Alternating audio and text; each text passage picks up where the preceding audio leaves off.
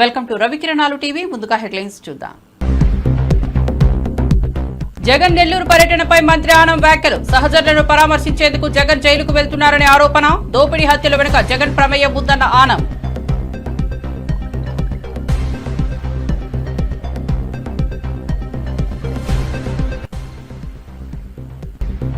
మంత్రి సీతక్కతో ఫీల్డ్ అసిస్టెంట్ల సమావేశం. పెండింగ్ సమస్యల పరిష్కారం కోరిన ఉద్యోగులు. మంత్రి సీతక్కకు వివరాలు అందించిన అధికారులు. 10 ఏళ్లుగా పెండింగ్ సమస్యలపై చర్చ.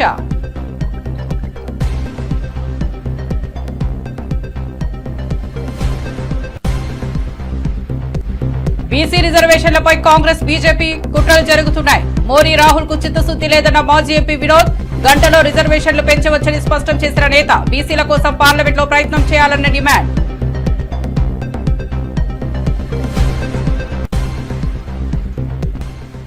రేవంత్ రెడ్డి నిజ స్వరూపం బయటపెట్టిన శ్రవణ్. సీఎం కుర్చీలో ఉన్న రౌడీజం మానలేదని వ్యాఖ్య. హైదరాబాద్ ను రౌడీజానికి నిలయంగా మార్చాడని ఆరోపణ. గ్లోబల్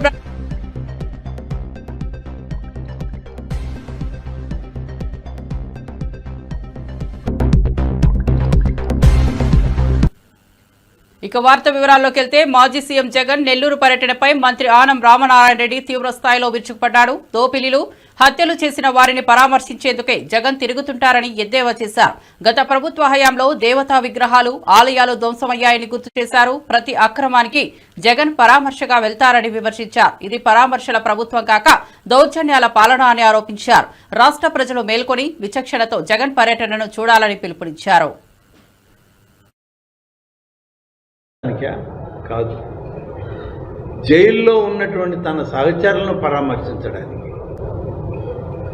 ఏ రాష్ట్ర ఖనిజ సంపదను దోచుకోవడానికి ప్రయత్నం చేసిన తన సహచరుల్ని పలకరించడానికి, రాష్ట్రంలో జరిగేటువంటి అన్ని అక్రమాలకు ఎక్కడ ఏది జరిగినా, దౌర్జన్యాలు జరిగినా, దోపిడీలు జరిగినా, హత్యలు జరిగినా అక్కడికి వెళ్ళి తన వాళ్ళను పరామర్శించుకొని రావడాన్ని చూస్తే ఈ రాష్ట్రం శాంతి భద్రతలను కాపాడేటువంటి ఈ ప్రభుత్వానికి అడ్డు తగలడానికే తను చేసే ప్రయత్నం అని చెప్పి ఈరోజు అర్థమవుతాం.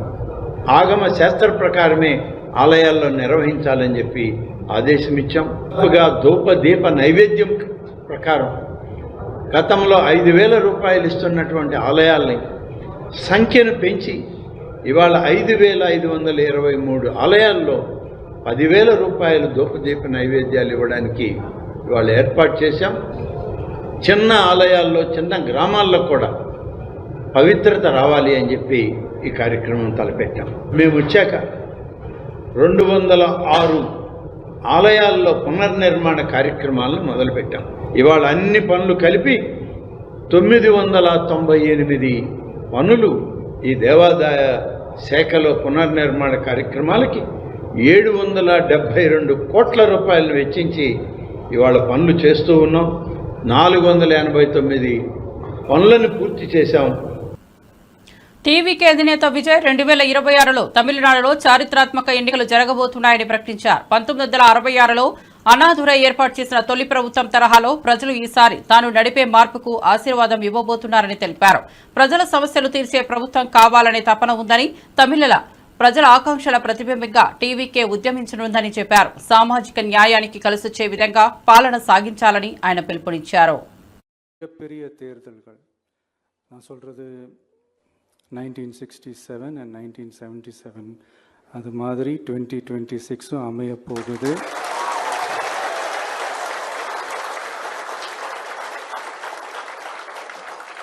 அப்படின்றத நம்ம ரொம்ப உறுதியாக இருக்கிறோம். முதலேருந்து அதை நம்ம சொல்லிக்கிட்டு இருக்கிறோம்.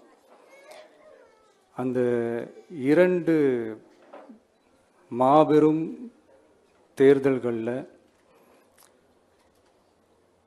ஆல்ரெடி தொடர்ந்து வின் பண்ணிகிட்டு இருந்தவங்களோட அதிகார பலம், அசுர பலம் எல்லாத்தையும் எதிர்த்து நின்று தான் புதுசாக வந்தவங்க ஜெயிச்சிருக்கிறாங்க.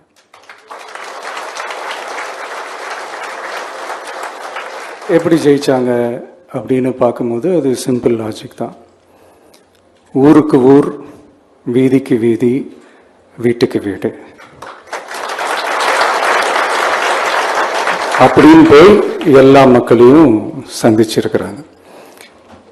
இந்த நேரத்தில் அறிஞர் அண்ணா அவர்கள் சொன்ன அதே விஷயத்தை தான் நானும் இங்கே ரிப்பீட் பண்ணணும்னு ஆசைப்படுறேன். மக்களிடம் செல், மக்களிடம் இருந்து கற்றுக்கொள், மக்களுடன் வாழ், மக்களுடன் சேர்ந்து திட்டமிடு. இதை சரியா செஞ்சாலே போதும். ஊருக்கு ஊர், வீதிக்கு வீதி, வீட்டுக்கு வீடு, வெற்றி பேரணியில் தமிழ்நாடு.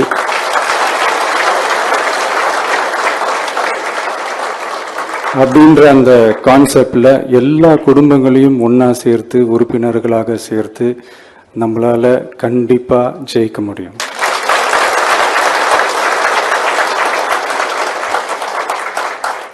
அதனால தான் இந்த ஆப் மை டிவிகே அப்படின்ற இந்த ஆப்பை வந்து இன்னைக்கு நான் அறிமுகப்படுத்துறதுல ரொம்ப சந்தோஷப்படுறேன். இதுக்கப்புறம் மதுரை மாநாடு,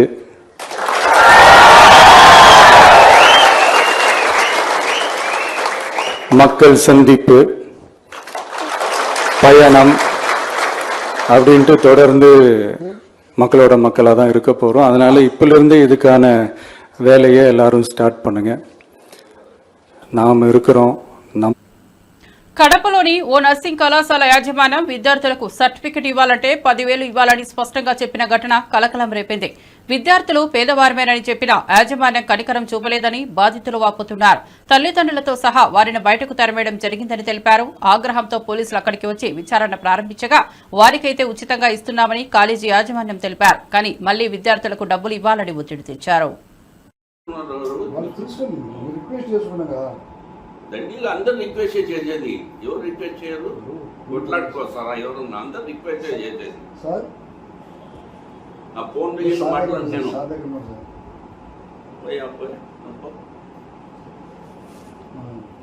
సార్ మన సాక్షి అది కాలేదు సార్. ఉన్నా సార్, సార్ దగ్గర ఉన్నా సార్. ఒక్క మాట మాట్లాడండి సార్. ఒక్క మాట మాట్లాడండి సార్. మాట్లాడు కుమార్ సార్. మాట్లాడండి సార్.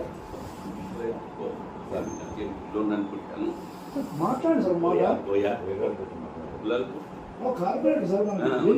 నేను డిప్యూటీ మేయర్ పో, నేను డిప్యూటీ మేయర్ పోయా. ఆయన మాట మాట్లాడు సార్. మీరు బిల్ ఇస్తారా సార్? కడతా బిల్ ఇస్తారా? ఏం ఇయ్యను. ఎందుకేమో పో, బయట పో.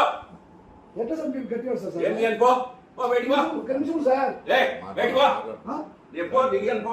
బిల్ ఇస్తారా మీరు? ఇయ్యను, ₹1 ఇయ్యను కూడా. మరి అంటే సార్ పేదలు సార్ వాళ్ళు ఉండొచ్చు. ఫోన్ మాట్లాడండి సార్. మీరు రిక్వెస్ట్ చేస్తున్నారు. మాట్లాడతాం. కార్పొరేటర్ ఈ డిప్యూటీ మేయర్ మాట్లాడతాడా? కార్పొరేటర్ డిప్యూటీ మేయర్తో మాట్లాడతాడా? మాట్లాడరు. ఎందుకు మాట్లాడతారు? ఎవరు హోదా వచ్చి వాళ్ళు. పెద్ద ఇష్యూ అయితే సార్ ఇది. కానీ చేసుకోపో, నువ్వు చేసుకోపో, నీ చేతులు ఏంది నువ్వు చేసుకో.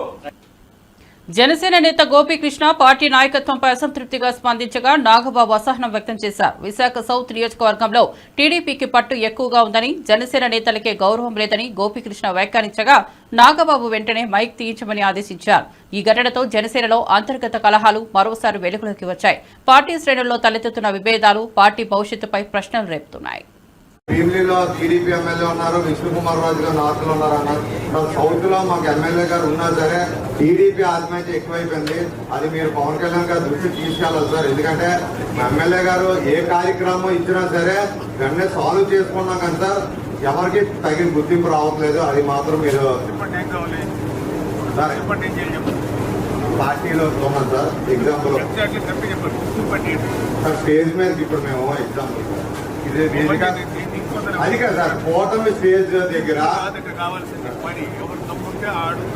నాకు దమ్ముంది కాబట్టి పవన్ కళ్యాణ్ గారు నమ్మి ఏదైతే మొదటి ఆంధ్రప్రదేశ్ మహిళా కార్పొరేట్ గా గెలిపించారు సార్.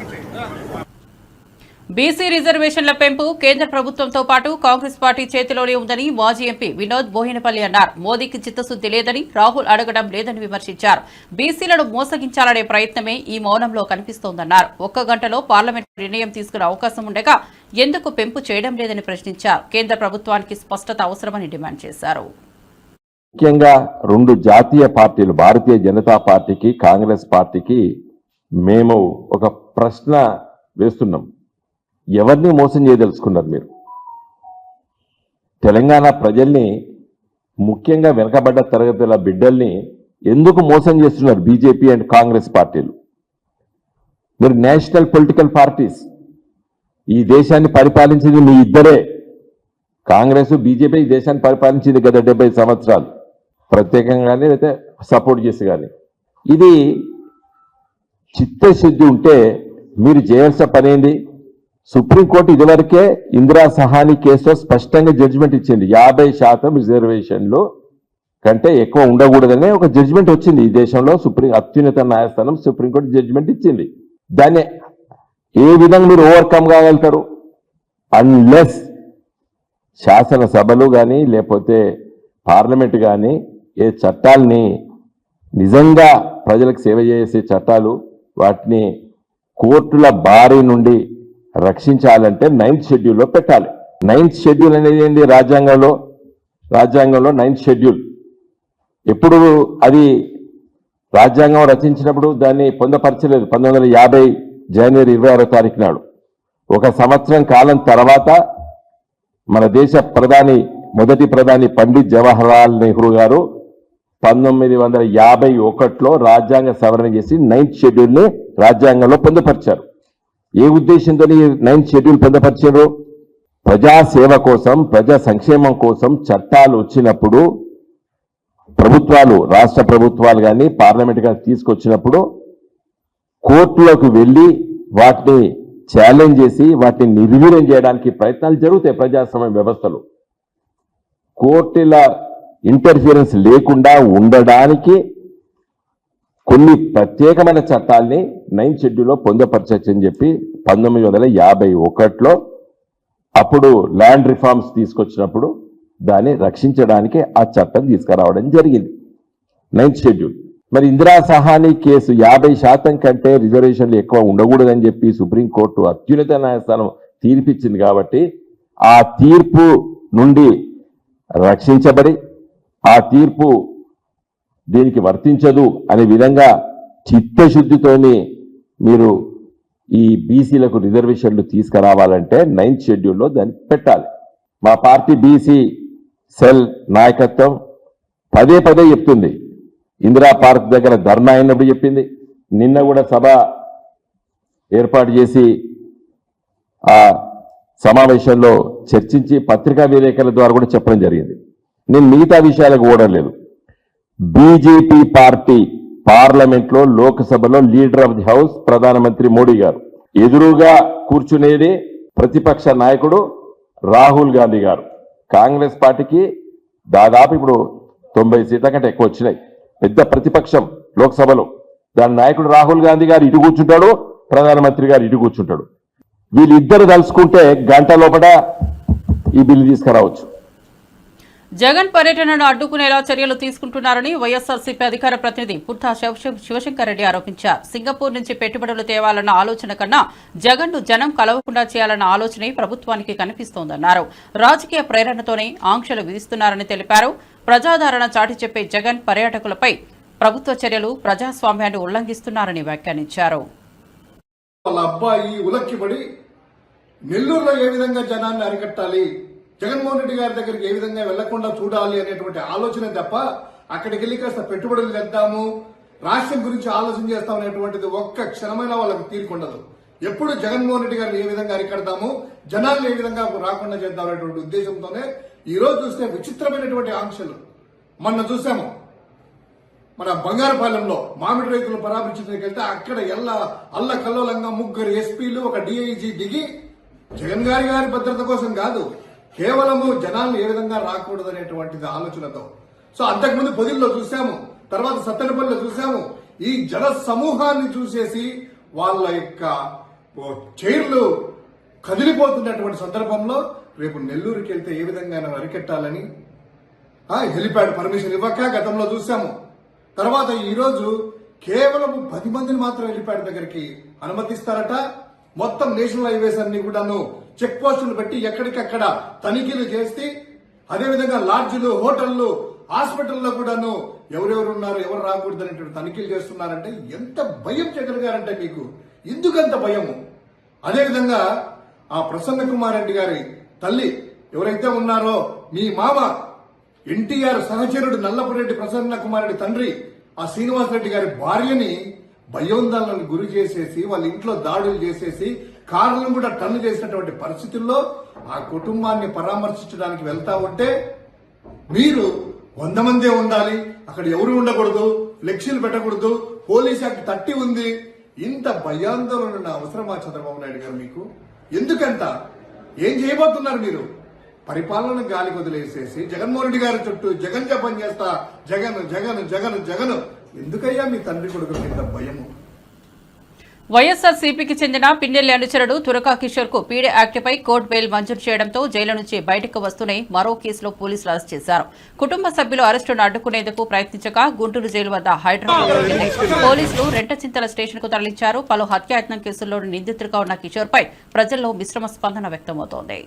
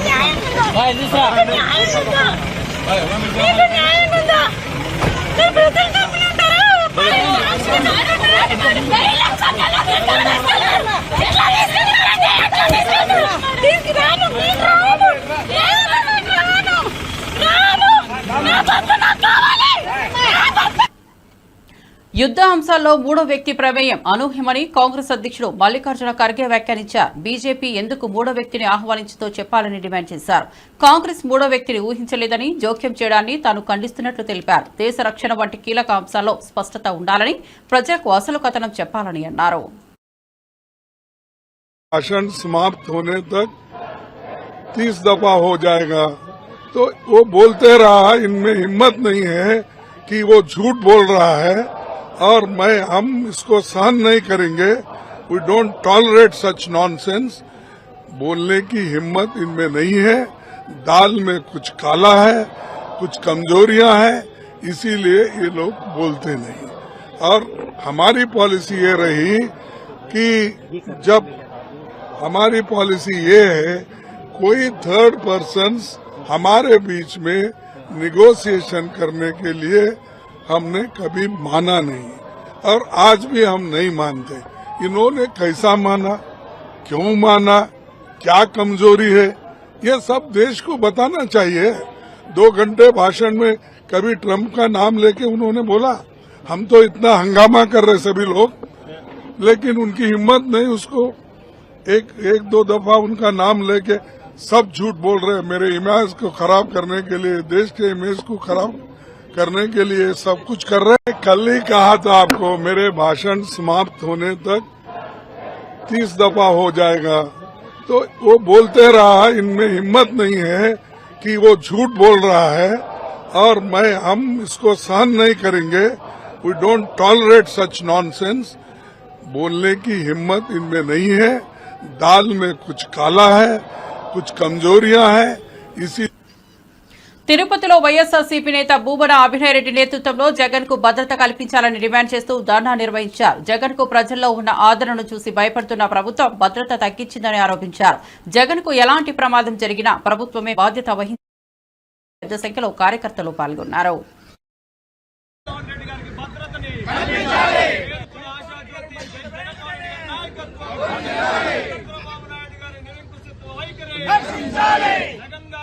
చంద్రబాబు నాయుడు గారి నిరంకుశత్వ వైఖరి చంద్రబాబు నాయుడు గారి నిరంకుశత్వ వైఖరి. కూటమి ప్రభుత్వం అడుగడుగున జగన్మోహన్ రెడ్డి గారి పర్యటనని అడ్డుకోవాలి, ప్రజల్లో వచ్చేటటువంటి ఆదరణ అందరికీ కనపడనీయకుండా చేయాలి, ఆయనకి వెన్నులాగా వచ్చేటటువంటి జనప్రవాహాన్ని ఆపేయాలి.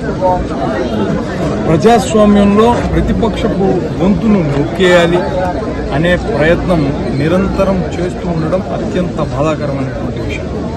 జగన్మోహన్ రెడ్డి గారు సంవత్సరం తిరక్క మునిపే ఎన్నికలై కూటమి ప్రభుత్వం అద్భుతమైనటువంటి మెజారిటీతో అధికారాన్ని చేజిక్కించుకున్నప్పటికీ కూడా సంవత్సరం రోజుల్లోనే ప్రజల్లో తీవ్రమైనటువంటి వ్యతిరేకత ఏర్పడింది. జగన్మోహన్ రెడ్డి గారి పట్ల సానుభూతి వెన్నువలా వస్తుంది. ఆయన పర్యటనల్లో వేలాదిగా ప్రజలు పాల్గొనడం, ఆయన ప్రభుత్వానికి వ్యతిరేకంగా ప్రజా సమస్యల పట్ల గళమెత్తినప్పుడు ఆ గళంలో భాగమై వారి గొంతును కూడా వినిపించడం పెద్ద ఎత్తున చోటు చేసుకుంటారు. వీటన్నిటిని కూడా భరించలేనటువంటి ప్రభుత్వం ఆయన పర్యటనలను పూర్తిగా అడ్డుకునే ప్రయత్నం చేస్తూనే వచ్చింది. ఈ మధ్యన చిత్తూరు జిల్లాలో జరిగినటువంటి బంగారుపాలెం మామిడి రైతులకు సంబంధించినటువంటి సమస్యల మద్దతు ధర సమస్యపై ఆయన పర్యటించినప్పుడు ఆయన భద్రతను పూర్తిగా గాలికొల్లేశారు. ఎక్కడ చూసినా ఆంక్షలు. పోలీసులు కేవలం ప్రభుత్వ పెద్దలకు మాత్రమే రక్షణ కల్పిస్తున్నారు తప్ప ప్రతిపక్షంలో అత్యంత కీలకమైనటువంటి పాత్ర పోషించేటటువంటి నాయకుడి భద్రత ప్రభుత్వం గుర్తించాలి. ఇప్పటికైనా జగన్మోహన్ రెడ్డి గారి పర్యటనలను అడ్డుకోకుండా తగిన భద్రతను కల్పించి మంత్రి సీతక్క కార్యాలయంలో ఫీల్డ్ అసిస్టెంట్లు సమావేశమై 10 ఏళ్లుగా పెండింగ్ లో ఉన్న సమస్యలు పరిష్కరించాలని విజ్ఞప్తి చేశారు. అధికారులు వీరి సమస్యలపై విచారించాలని కోరారు. సీతక్క సంబంధించిన శాఖలతో చర్చించి న్యాయం చేస్తామని హామీ ఇచ్చారు. కుటుంబాల జీవనాధారంగా ఉన్న ఈ ఉద్యోగాల్ని రక్షించాలని విజ్ఞప్తి చేశారు. ఒకసారి స్టడీ టీమ్ లాగా మన అఫీషియల్స్ ఇద్దరు ఉంటారు, మీరు ఒక ముగ్గురు, మీరు ఐఎఫ్టీఎల్ అంటే వాళ్ళకి అవసరం ఉందంటే వాళ్ళు వస్తారు, లేకపోతే మీరు ఒక 2-3 రాష్ట్రాలు పక్క పక్క తిరిగితే మనకు కూడా ఇంకేం బాగుంది, ఇంకెట్లా మనం చేయాలనేది. సేమ్ టైంలో వేరే రాష్ట్రాల్లో కూడా మనం వాళ్ళ జీవోలు అవన్నీ కూడా మన ఆఫీస్ నుంచి వాళ్ళ ఆఫీసర్స్తో కాంటాక్ట్ అయ్యి కొన్ని తెప్పించుకుంటాం. ఎందుకంటే ఇది స్టేట్ ఆల్ ఇండియా ప్రోగ్రామ్ కాబట్టి, సెంట్రల్ ప్రోగ్రామ్ కాబట్టి ఆ రోజు మన గవర్నమెంట్ ఉన్నప్పుడే మీరు ఉపాధి హామీ కల్పించాలని తీసుకొచ్చిన చట్టం. సో చాలా రోజుల నుంచి మీరు అందరూ పనిచేస్తున్నారు, భద్రత లేదనేది ఇవన్నీ చూసినాం. లాస్ట్ ఇయర్ కూడా చూసినాం. ఇప్పుడేమో మనం కొన్ని ఆర్థిక ఇబ్బందులు ఉన్నప్పటికీ కొన్ని తక్కువలో ఎక్కువగా మీకు బెనిఫిట్ అయ్యేది, మా మీద బర్డెన్ తక్కువ పడుతూ మీకు ఎక్కువ బెనిఫిట్ అయ్యేది ఏముందనేది కూడా మేము అవన్నీ చూసినాం. దాంట్లో కొన్ని అంటే మీరు రాకముందు ఇదే అనుకొని మేము కొంత డిస్కస్ చేసినాం. అవి ఒకసారి మేడం అన్న చేసి మాట్లాడారు, ఒకసారి చదివి ఇమీడియట్లీ అవ్వగలిగేది. ఎందుకంటే మీకు తెలుసు బీఆర్ఎస్ పాలనలో పేదలకు రేషన్ కార్డులు, ఇల్లు అందలేదని ఎమ్మెల్యే పర్ణికారెడ్డి అన్నారు. కాంగ్రెస్ ప్రభుత్వం అర్హులందరికీ రేషన్ కార్డులు, ఇందిరమ్మ ఇల్లు అందజేస్తోందన్నారు. గత పాలన నిర్లక్ష్యానికి ఇది నిదర్శనమని అన్నారు. ప్రజాప్రభుత్వం అనేది కాంగ్రెస్ లక్ష్యమని పునరుద్ఘాటించారు. కాంగ్రెస్ ప్రభుత్వం వచ్చినప్పటి నుంచి కూడా ప్రజలకు అందుబాటులో ఉండుకుంటా ముందుకెళ్తుంది ప్రభుత్వం. ప్రజాప్రభుత్వం అంటేనే ఇది అనే విధంగా ముందుకు సాగుతుంది ప్రభుత్వం. సో దీంట్లో భాగంగా ఇప్పటివరకే మీరు చూసినట్లయితే జనాలు చాలా కూడా సంతోషంగా ఉన్నారు. వచ్చే పథకాలన్నీ కూడా మాకు అందే విధంగా చూడండి అని అడుగుతున్నారు. అదే విధంగా కూడా అక్కడున్న ఎవరైతే స్థానిక ఎమ్మెల్యేలు కానివ్వండి, ప్రతి ఒక్కరూ అదే ప్రయత్నంలో ఉన్నాము. సో దీంట్లో భాగంగా ఇప్పటికే చాలా మంది ఇప్పుడు లేటెస్ట్గా రన్నింగ్ ఇష్యూస్ ఏవైతే రేషన్ కార్డ్స్ కానివ్వండి, ఇందిరమ్మ ఇల్లులు, ఈ రెండే ముఖ్యంగా లాస్ట్ 10 years నుంచి కూడా వీళ్ళకి 10 years నుంచి రేషన్ కార్డులు రాకపోయినాయి, లేకపోతే ఇండ్లు కూడా రాకపోయినాయి. సో అవే అడుగుతున్నారు కాబట్టి వాళ్ళకి అందించే విధంగా ముందుకు పోతున్నాం. ఇంకా 3.5 సంవత్సరాల్లో ఈ రేషన్ కార్డు ప్రాసెస్ అనేది కూడా నిరంతర ప్రాసెస్ అని పెట్టడం జరిగింది. దాంట్లో భాగంగా ఇందిరమ్మ ఇల్లులు కూడా ఈ విడతలో రాని వారికి కూడా మళ్ళీ వచ్చే విడతలు ఉంటాయి. పెద్దమ్మ గుడిని కూల్చడాన్ని తీవ్రంగా వ్యతిరేకించిన ఎమ్మెల్యే రాజాసింగ్ ఘటనా స్థలానికి తనను అనుమతించకపోవడాన్ని ప్రశ్నించారు. ఇతర నేతలను అనుమతించి తనను అడ్డుకోవడమేంటని అడిగారు. ఆలయ కూల్చివేతకు బాధ్యత వహించిన అధికారులపై కఠిన చర్యలు తీసుకోవాలని డిమాండ్ చేశారు. బంజారాహిల్ పెద్దమ్మ గుడి 5 days ముందే ఆ మొత్తం గుడిని డిమాలిష్ చేసినారు. ఒక చిన్న గుడి ఉండే ఎన్నో సంవత్సరాల నుంచి అక్కడ లోకల్ భక్తులు పూజా కార్యక్రమాలు చేస్తున్నారు. మొన్న బోనాలు ఉత్సవం కూడా చాలా వైభవంగా అక్కడ చేసుకున్నారు. ఎన్నో సంవత్సరాల నుంచి ఇబ్బంది రాని ఇప్పుడు ఆ ఎంఆర్ఓకి ఎందుకు ఇబ్బంది వచ్చింది? ఎందుకు ఆ గుడిని డిమాలిష్ చేసినారు? డిమాలిష్ చేసే ముందు ఆ లోకల్ భక్తులు కానీ ఏదో ఒక సమాజం వాళ్ళు అక్కడ పూజా కార్యక్రమం చేస్తున్నారు కదా, వాళ్ళకి ఎందుకు నోటీస్ ఇవ్వలేదు? ఎవరైనా గవర్నమెంట్ ల్యాండ్లో ఎంకరేజ్మెంట్ చేసుకుంటే డిమాలిష్ ముందే ఒక నోటీస్ ఇస్తారు. నోటీస్ ఇచ్చిన తర్వాతనే ఆ డిమాలిష్ కార్యక్రమాలు జరుగుతుంది. కానీ గుడి విషయం కానీ, మసీద్ ఇష్యూ కానీ, చర్చ్ ఇష్యూ కానీ అట్లాంటి ఇష్యూస్లో డైరెక్ట్ యాక్షన్ ఎప్పుడు కూడా జరగదు. ఇవాళ నేను మా ముఖ్యమంత్రి రేవంత్ రెడ్డి గారికి అడుగుతున్నా, ఎన్నో నేతలకి అక్కడ పోనిస్తాను, కానీ నాకెందుకు ఆపుతున్నారు?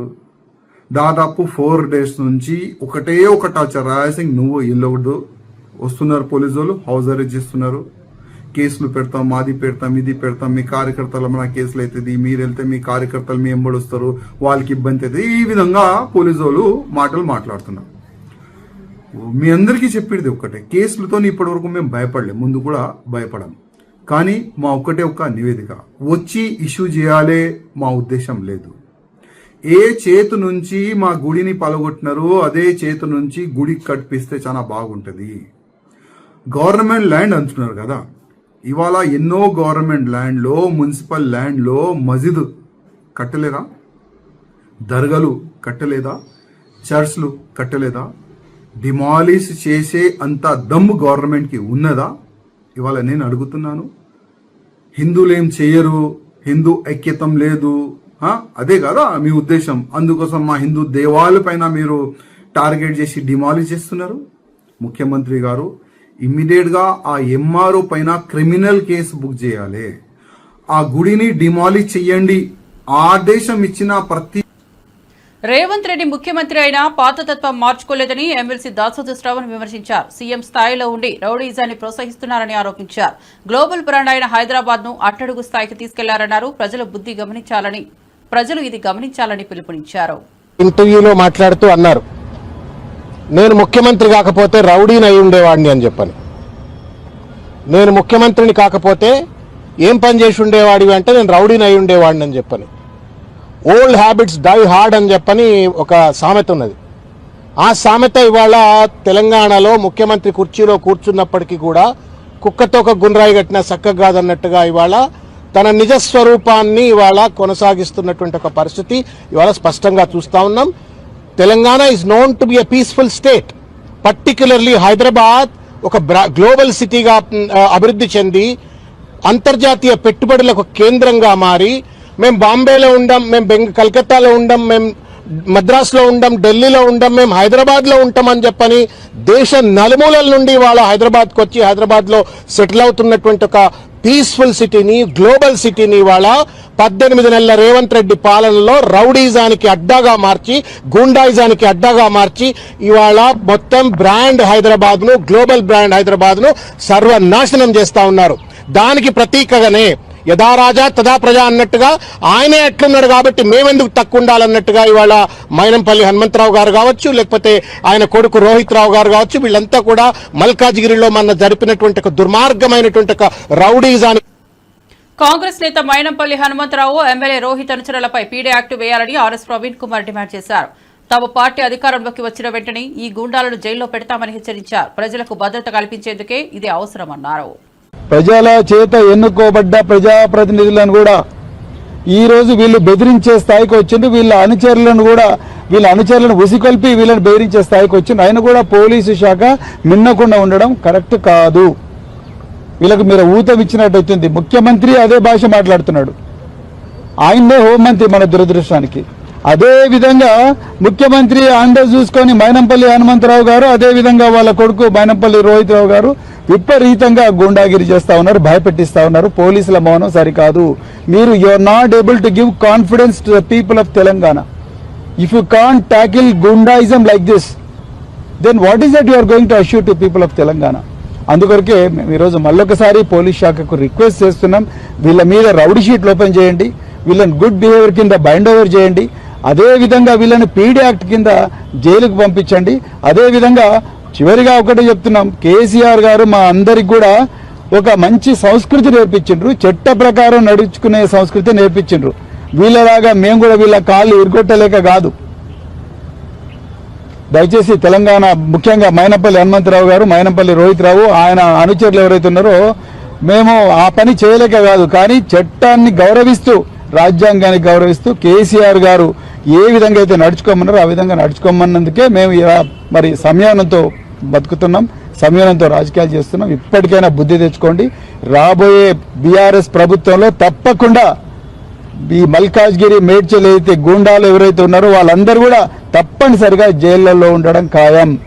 జైళ్లలో ఉండడం ఖాయం. మీరు ఎన్ని చేసినా కూడా మరిన్ని అప్డేట్స్ కోసం చూస్తూనే ఉండండి రవికిరణాలు టీవీ.